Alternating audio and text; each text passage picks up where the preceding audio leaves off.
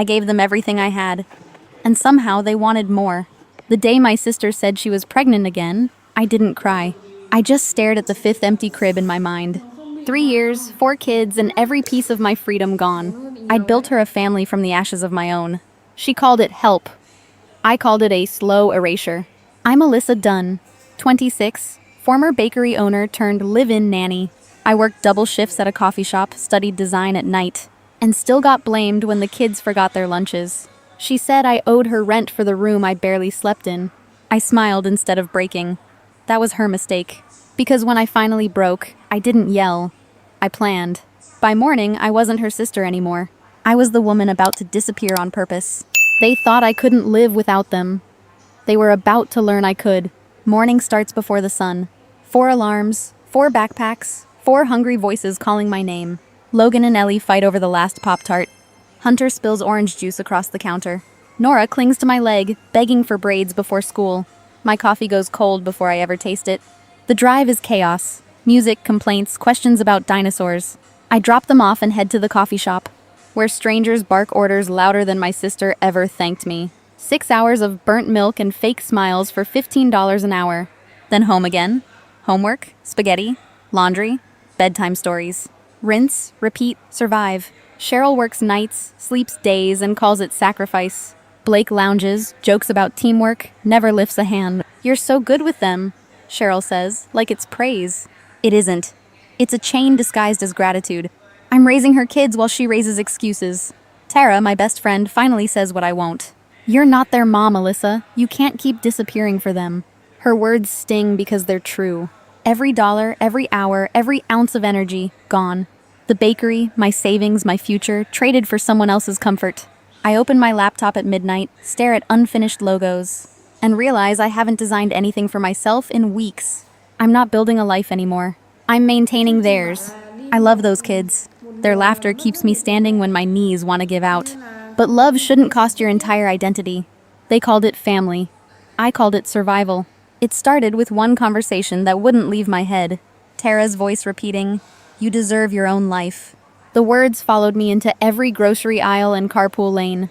Then Cheryl dropped her newest demand. "You should quit the coffee shop," she said, tone sweet and sharp. "Be here full-time for the kids. Maybe chip in rent, too." Blake leaned back in his chair, smug. "It's only fair. You live here for free." Free. That word cracked something in me. Free people don't feel owned. I stared at the kitchen wall, breathing slow to keep from exploding. "I already do everything," I said. "School runs, meals, homework." Cheryl crossed her arms. "That's not enough. My future, my classes." She called them hobbies. When I refused to quit, she turned cold. "You owe us, Alyssa. Don't forget whose roof you're under." That night, I called Tara again. "She thinks I owe her my entire life," I whispered. "You don't owe her anything," Tara said. "Boundaries aren't betrayal." Her words hit harder than any argument. I opened my laptop and started searching rental listings. Tiny studios downtown, nothing fancy, but they were mine. My savings from the failed bakery, $3,000. Just enough for a deposit and 1 month's rent. I made a list, scribbling numbers in a notebook. $1,500 for rent, $500 for food and bills. 30 hours a week at the coffee shop could barely cover it, but barely free was still free. For the first time in years, I felt something close to hope. I started teaching Logan how to cook simple meals, showed Ellie how to pack lunches, fold laundry. I didn't tell them I was leaving, not yet. I was preparing them, quietly, the way mothers prepare storms. Cheryl noticed the shift. "You're acting weird," she said, catching me checking listings. "Just planning," I replied. She scoffed, planning to bail on us, typical. Her voice was venom wrapped in exhaustion. At night, I folded my clothes into neat stacks, tucked my sketchbook between them like a secret. Each fold whispered, "Almost there."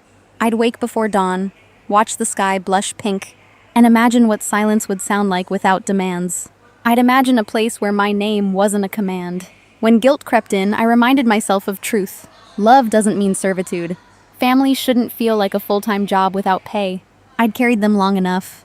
It was time to stand on my own feet, even if they shook. I didn't argue. I couldn't. You can't reason with someone who benefits from your silence. So I stayed quiet and packed a little more each night. I wasn't leaving them. I was leaving her. The day I finally left, the house was silent. No slammed doors, No guilt speeches. Just goodbye in my head. My car held 2 suitcases, a laptop, and 3 years of exhaustion. The studio smelled of paint and freedom. Both new, both terrifying. I texted Logan. Pizza night soon, promise. Cheryl didn't text at all. Good. 3 days later, an unknown number flashed on my screen. "This is Officer Doyle, Madison Police Department," the voice said. My stomach dropped. "Your sister filed a complaint. Theft and property damage." For a moment, I forgot how to breathe. I drove over, heart pounding, replaying every goodbye I'd kept too polite. Cheryl stood on the porch, righteous fury in her eyes. She stole $500 and trashed my furniture. Blake hovered behind her, arms crossed like a bouncer. I clenched my jaw. "That's a lie." The officer gestured inside. "Let's see." The sofa had one torn cushion. The washing machine sat silent, unplugged. "This tear looks old," Officer Reed said. "And that wire's worn, not cut." Cheryl's voice rose higher. "She knew where I kept the cash." "Then show us the drawer," Doyle said calmly. Logan appeared in the doorway, pale but steady. "Mom's lying," he said quietly. "That couch has been broken for months. Hunter spilled juice on it. And the washing machine? She broke it last week." Cheryl froze. "Logan, stop!" He didn't. "She spent that money on groceries. She just forgot." Silence heavier than judgment filled the room. Officer Doyle exhaled slowly. "No evidence of theft." "Ma'am, false reports can lead to penalties. Consider this a warning." They left. Cheryl's face crumbled, rage collapsing into shame. I didn't gloat. I didn't say I told you so. I just looked at her and saw the stranger she'd become. Outside, Logan followed me to the driveway. "You don't deserve this," he said, voice shaking. He was 15 but carried a lifetime of seeing too much. I hugged him, whispering, "You did the right thing." He shrugged. "You always did, too." That night, I sat in my tiny apartment, lights low, hands trembling. The quiet felt heavier than noise. I realized freedom doesn't come wrapped in celebration. It comes in aftermath, the kind that burns, then heals. My phone buzzed with missed calls, Cheryl's name flashing again and again. I let it ring. I'd already answered enough. In the silence that followed, I made a promise to myself. No more living as an apology. No more shrinking to fit someone else's comfort. The weight I carried wasn't guilt anymore. It was peace. The truth finally spoke. And it wasn't hers. She called the cops on me, but her own son told the truth. After the police incident, Cheryl went quiet. But silence from her was never peace. It was planning. 2 weeks later, Tara called. "She's posting online, Alyssa. Telling everyone you abandoned her kids after stealing money." I stared at my screen, heartbeat heavy in my ears. Even freedom came with claws. The posts spread fast. Her friends shared them, family whispered. And people I hadn't seen in years messaged, asking if I'd really done it. I didn't defend myself, not at first. I wanted to. God, I wanted to. But I'd learned one truth. Chaos feeds on attention. Then Logan texted, "You should say something. People believe her." That broke my restraint. I sat at my desk, laptop open, hands steady this time. Instead of rage, I wrote truth. Clean, simple, calm. I raised 4 kids for 3 years without pay. Worked nights, paid their bills. And when I left, they called it betrayal. Sometimes walking away isn't selfish, it's survival. I hit post, then logged off. By morning, the story had flipped. Messages poured in from women I'd never met. Mothers, sisters, caretakers who'd lived the same exhaustion. They called me brave. Some called me family. For the first time, my name wasn't attached to guilt. It was respect. Tara grinned when she called. "You just went viral." I laughed through tears. Guess honesty travels fast. Even Cheryl's friends started deleting their comments. Blake? He vanished like cowards do when the truth gets loud. Logan messaged me, "Mom's losing it." "But thank you," I replied. "Don't thank me. Just learn from it." The next day, Cheryl showed up at my building. Eyes red, words sharp. "You humiliated me." I opened the door halfway. "No, Cheryl, you did that yourself." She looked around my tiny studio like it was a sin to own peace. "You think you're better than us now?" "No," I said softly, "just finally equal." Her face hardened, then cracked. She turned and left. My small studio became more than a room. It became proof. Proof that peace doesn't come from running, but from standing your ground when no one else claps. Clients reached out through that same post. One cafe owner wrote, "Anyone with that kind of backbone deserves work." By the next week, I had my first real design contract. Every file I sent, every logo I finished, felt like another brick in a wall she couldn't climb. I wasn't hiding anymore. I was building. They tried to bury my name. I built a foundation with it. 3 months later, life finally had rhythm. Morning coffee, client calls, sketches, laughter, all mine. My apartment smelled like vanilla candles and fresh bread, not chaos or resentment. Tara stopped by every week, and sometimes she'd bring updates from the kids. Logan got his driver's permit.